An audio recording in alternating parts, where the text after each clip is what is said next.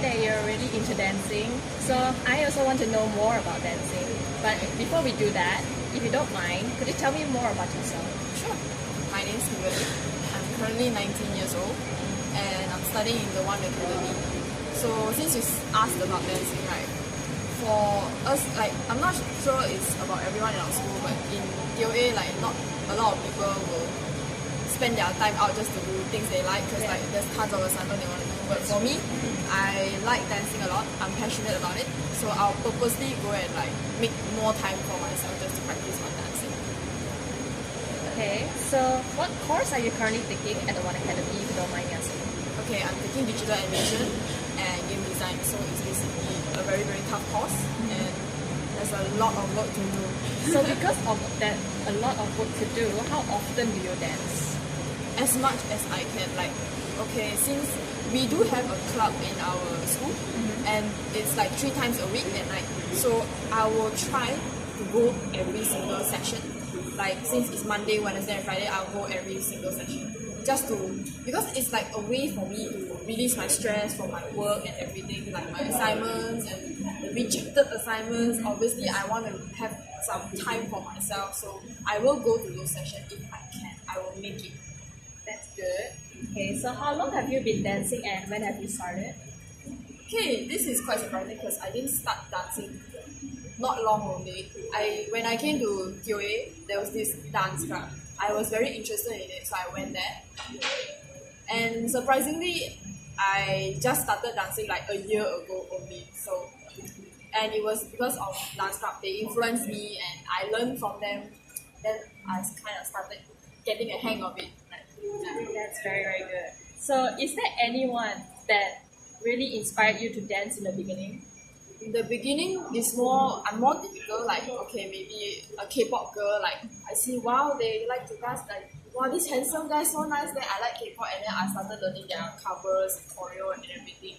But then when I went to DOA, because of dance club, I realized that there are not just K-pop dance style, there's also other dance styles like b-boy, like crumb, whacking. So I basically started learning all those from the seniors. They influenced me a lot. Like, most of my seniors influenced me so much. So that changed me a lot.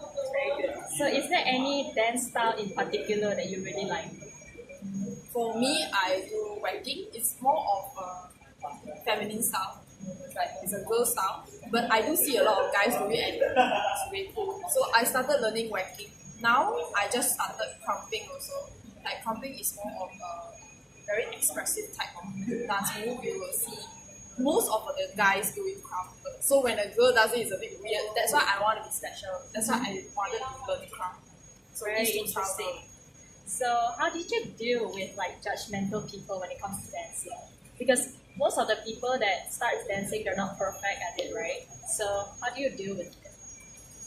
For me, when I started learning, especially K-pop covers, because K-pop covers, they will see, like, are you coordinate, your expressions, your moves, are they good enough or not? So I do have people who say that my moves are stiff, my moves are very not nice. And then for me, it's like, okay, it's a compliment. Like, for me, I will take it and then I'll improve on it. So if people want to judge, go ahead, because that's how I take the mistakes and improve on it. I won't look at it as a negative comment.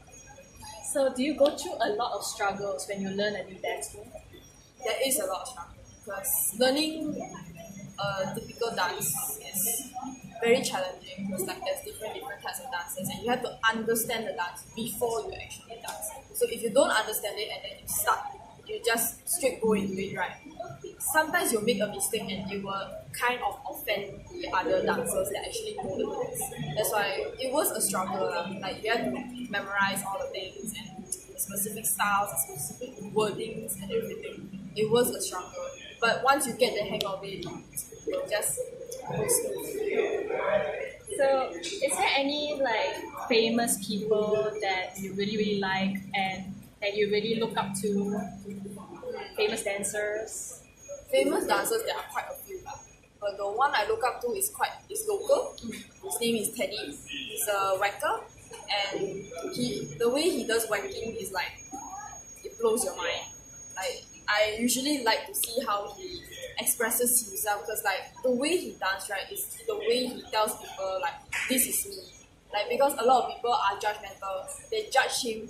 He's also gay, so obviously when he do dance moves like that, people would judge him like, ew, why is he dancing like that? Why is he dressed up like that? So I looked up to him because he expresses himself like he doesn't really care what other people say. And then he just improves on the dance style, improves on his fashion sense, his style and everything. That's why I like him a lot. And I learn from his moves, I learn from his dance style, and I would actually really like to meet him. It's very nice. I hope you do meet him one day. So in this era, how do you think dancing can change like a person's appearance or image or attitude in this era? In this era, like, I see it's like a typical hypocrite.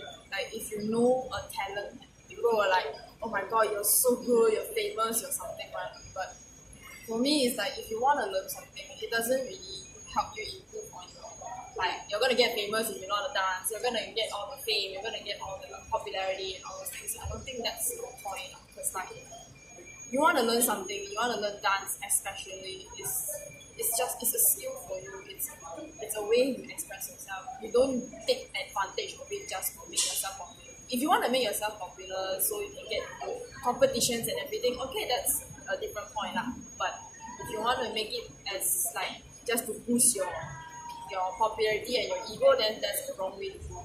For me, I dance is because I want to. If I gain popularity from it, then I just like that lah. I don't really care about how famous I will get lah. As long as I can get my name out there and people will know that, oh, she dances this, she dances that, that will be a huge hit for me. That's very nice.